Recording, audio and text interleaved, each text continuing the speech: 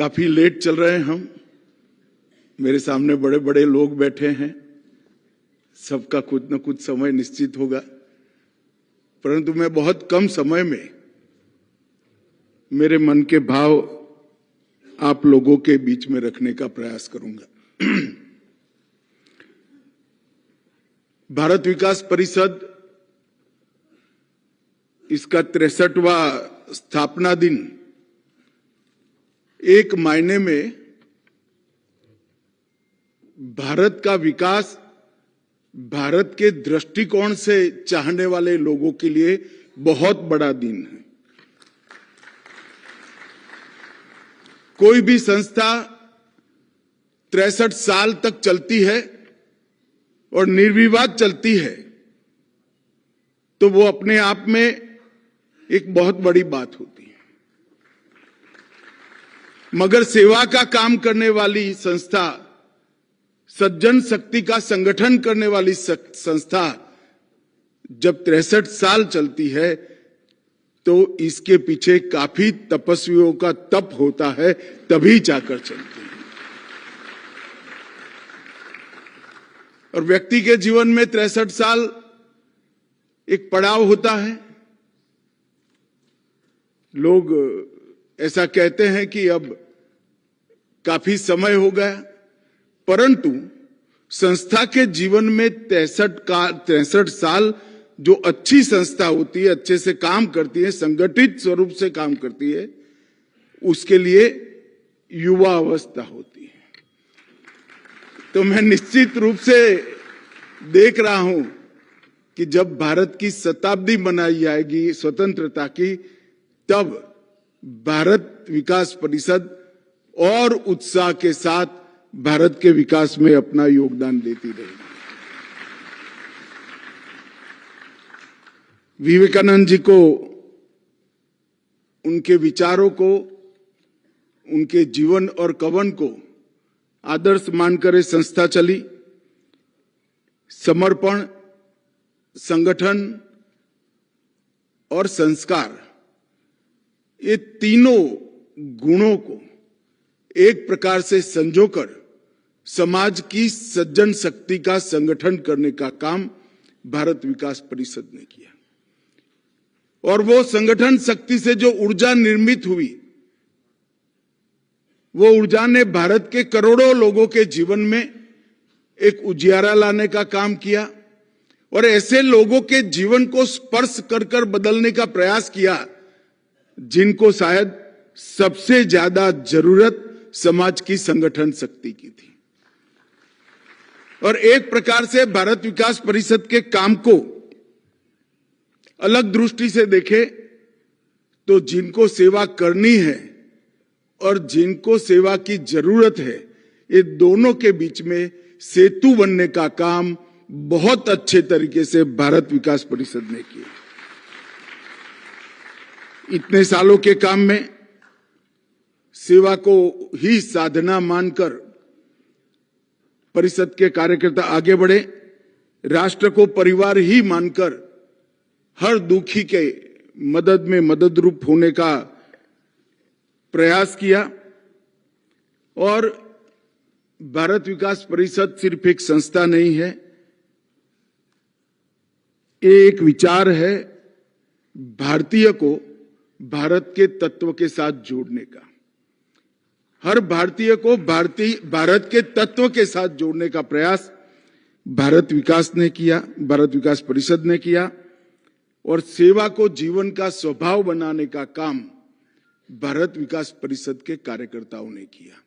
और ये दोनों का योग हुआ कि इतने सालों के बाद भी आज और रिलेवेंसी के साथ और उपयुक्तता के साथ भारत विकास परिषद काम कर रही है। सेवा को संगठन से, संगठन को संस्कार से और संस्कार को राष्ट्र निर्माण के साथ जोड़ने का एक अद्भुत कार्य संस्कृति भारत विकास परिषद ने बनाया और इसको आगे भी बढ़ाया। मित्रों, जब मुझे सुरेश जी निमंत्रण देने आए तब मुझे भी आश्चर्य लगा कि मुझे क्यों बुला रहे हैं। फिर मैंने सोच समझकर निमंत्रण का स्वीकार किया, क्योंकि 63 साल तक कोई संगठन कोई भी प्रसिद्धि की चाहत के बगैर भारत के जरूरतमंद लोगों की सेवा करता है और ऐसे क्षेत्रों में करता है जिसकी आज शायद विश्व को भी जरूरत है। तो वो संगठन को बल देना, इसका एक्नॉलेजमेंट करना, ये मेरा भी दायित्व बनता है। आज यहां काफी सम्मानीय लोगों का सम्मान हुआ, परंतु मैं मणिपुर के स्वतंत्रता सेनानी श्री हेमम नीलमणि सिंह को जो सम्मानित किया है, इसके लिए भारत विकास परिषद को बहुत बहुत साधुवाद देना चाहिए। मैं पार्टी का अध्यक्ष था तब पूरे उत्तर पूर्व का 31 दिन तक मैंने दौरा किया था नॉर्थ ईस्ट का, और नॉर्थ ईस्ट को उस दृष्टि से देखने का प्रयास किया था जो आजादी के संग्राम के वक्त वहां के नेतृत्व ने देश को देखने के लिए किया था। और आज 1944 में नेताजी के आह्वान से प्रेरित होकर आजाद हिंद फौज में शामिल हुए। उस जमाने में 3000 रुपया बहुत बड़ी राशि मानी जाती थी। पूरी की पूरी अपने पास जो पूंजी थी वो नेताजी को समर्पित की, और 45 तक वे गिरफ्तार नहीं हुए। 46 में जेल से रिहा होकर मोइरांग लौटे और बाद में सेवा, शिक्षा और सहकारिता तीनों को जीवन बनाकर जीवंत पर्यंत काम कर गए। मैं जब मणिपुर पहली बार गया, कुछ युवाओं से बात कर रहा था तो बहुत अच्छी तरीके से हिंदी में बात कर रहे थे। मुझे आश्चर्य हुआ। मैंने पूछा कि आप इतनी हिंदी कैसे बोल सकते हो? उन्होंने हेमम नीलमणि सिंह का नाम दिया। उन्होंने भाषाई एकता के लिए पूरा जीवन काम किया था, और आज मैं मानता हूं कि उनके जीवन को इतने बड़े फोरम के अंदर, देश के इतने बड़े बड़े लोगों के बीच में याद कर कर एक उचित ही सम्मान हेमम नीलमणि सिंह का किया गया है। मित्रों, आज भारत विकास परिषद एक बहुत बड़ा संगठन बन चुका है। 412 जिले, 1600 से अधिक शाखाएं और 84,000 से अधिक परिवार इस सेवा कार्य के साथ जुड़े हैं। और मैं मानता हूं कि सबसे अच्छी बातें हैं कि सेवा कार्य के साथ सेवा करने वालों को प्लेटफॉर्म देकर उनके साथ जोड़ने का काम किया है। हर व्यक्ति के मन में एक भाव पड़ा है कि मेरे पास जो समय बचा है, मेरे पास जो पूंजी है, इसमें से कुछ को मैं जरूर समाज की सेवा में लगाऊं। मगर इस तरह के संगठन अब लुप्त होते जा रहे हैं, जो ये भाव को परिशुद्ध रखते हुए अपने काम को आकार देते हैं। और भारत विकास परिषद एक ऐसा संगठन है जिन्होंने सेवा और संस्कार दोनों भाव को परिशुद्ध रखते हुए एक अच्छा प्लेटफॉर्म समाज के सेवा करने वालों को दिया है। भारत विकास परिषद के कार्यकर्ता आपदा में कभी राहत का हाथ बनकर आगे आते हैं, रोगियों के लिए कई सारे रोगों में सहायता के साथ रक्तदान शिविर चलाते हैं, गांव-गांव में संस्कार शिविर का आयोजन होता है, और कई पाठशालाओं में भी संस्कार का दीप जलाने का काम भारत विकास परिषद ने किया है। मित्रों, आज जब मैं आया हूं तब मोदी जी ने हमारे देश के सामने 2047 में पूर्ण विकसित राष्ट्र और एक ऐसा राष्ट्र जो हर क्षेत्र के अंदर पूरे विश्व में सर्वप्रथम हो, ऐसा राष्ट्र, ऐसा महान भारत बनाने का संकल्पना हम सबके सामने रखा है। इसमें कल्पना भी है, संकल्प भी है और संकल्प को सिद्ध करने की कार्य योजना भी है। उन्होंने 5 बिंदु सबके सामने रखे। विकसित भारत का लक्ष्य, गुलामी के हर अंश से मुक्ति, अपनी विरासत पर गर्व, एकता और एकजुटता का भाव और नागरिकों में कर्तव्य की भावना का निर्माण। और मैं जब बारीकी से देख रहा था तो भारत विकास परिषद बहुत लंबे समय से ये 5 काम एक मूक सेवक की भांति कर रही है। मैंने जब भारत विकास परिषद के कामों का अध्ययन किया तब मुझे मालूम पड़ा, बहुत समय के बाद, अजीत भाई यहां बैठे थे, वो समुत्कर्ष चलाते थे, तब थोड़ा परिचय होता था, वो भी अजीत भाई से व्यक्तिगत संबंध के साथ। मैं भारत विकास परिषद के काम से कभी नहीं जुड़ा, परंतु जब मुझे सुरेश जी निमंत्रण देने आए तब मैंने थोड़ा पढ़ा, तब मालूम पड़ा कि 5 लक्ष्यों की पूर्ति के लिए 63 साल पहले ही भारत विकास परिषद ने बहुत अच्छे तरीके से शुरुआत करी और उसको आगे बढ़ा। और मैं मानता हूं कि ये 11 साल जब भी देश के इतिहास में परिवर्तन की चर्चा होगी, मोदी जी के प्रधानमंत्री के रूप में 11वां साल है। 11 साल को बहुत अच्छे तरीके से इतिहासकारों ने सुवर्ण अक्षरों से अंकित करना पड़ेगा, क्योंकि ये 11 साल में 55 करोड़ से ज्यादा ऐसे भारतीय परिवार जिनके पास परिवार में एक भी बैंक अकाउंट नहीं था, ऐसे लोगों को बैंक अकाउंट पहुंचाने का काम नरेंद्र मोदी सरकार ने किया। 15 करोड़ घर जहां पर शुद्ध पीने का पानी नहीं था, वहां 15 करोड़ घरों में शुद्ध पीने का पानी पहुंचाने का काम भारतीय जनता पार्टी की नरेंद्र मोदी सरकार ने किया। 12 करोड़ से अधिक घर, वहां शौचालय का निर्माण किया।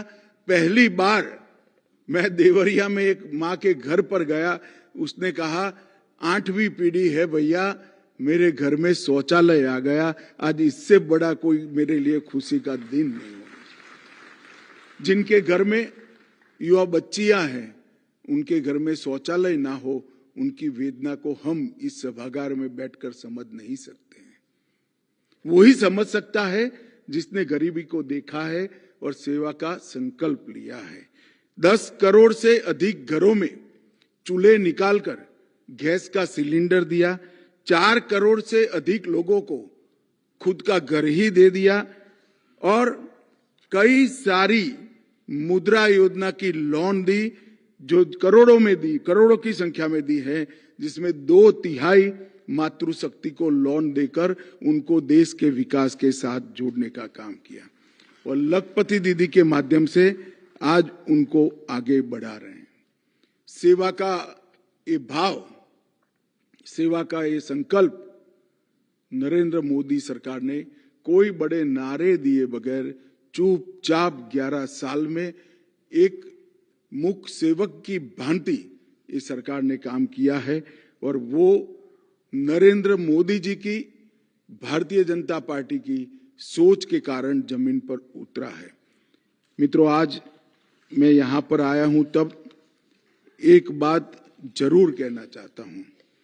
मोदी जी ने कहा कॉलोनियल लेगेसी से मुक्ति पाना, ढेर सारे काम हुए। मैं इतना थोड़ा लेट भी चले, मैं ज्यादा बोलना नहीं चाहता, मगर राजघाट का नाम जब कर्तव्य पथ रखते हैं तो करोड़ों नागरिकों को संविधान ने अपने जो कर्तव्य दिए हैं इसकी याद दिलाते हैं।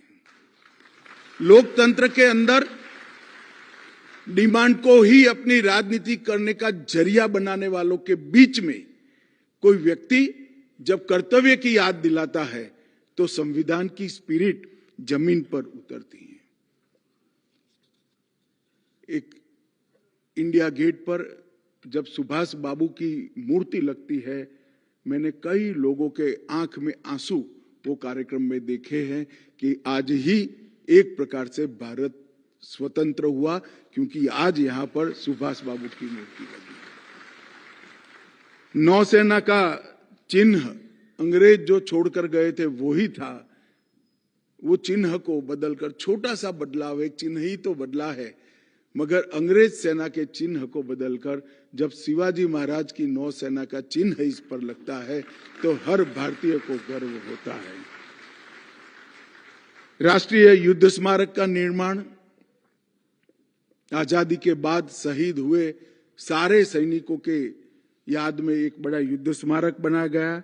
संसद में सेंगोल की स्थापना और एक परिकल्पना रखी कि भारत किस दिशा में आगे जाना है, भारत को किस दिशा में आगे जाना है। और जब संसद में सेंगोल मोदी जी के हाथों से रखा जा रहा था, मैं इसका साक्षी हूं। मेरे जैसे करोड़ों भारतीयों के मन में एक याद ताजा हो गई कि जो भारत की कल्पना हमारे मनीषियों ने की थी, इस रास्ते पर हम आगे निकल चुके हैं। अंडमान निकोबार में अंग्रेजों के नाम से दिए हुए द्वीपों को सुभाष द्वीप और शहीद द्वीप नाम दिया। 21 ऐसे द्वीप जिनको भारत ने, जिनको परमवीर चक्र दिया है, ऐसे सेनानियों के नाम से दिया गया।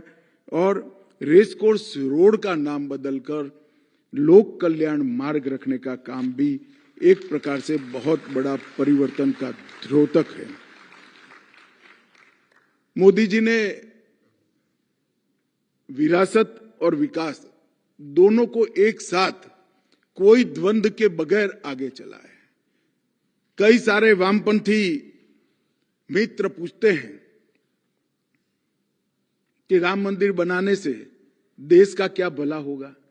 मैं समझ रहा हूं भाई, आप नहीं समझ पाओगे क्या भला होगा, परंतु मोदी जी ने राम मंदिर भी बनाया है और 5G लाने का भी काम किया है और डिजिटल पेमेंट व्यवस्था को भी सब्जी वाली बेचने वाली रेकड़ी तक पहुंचाने का काम।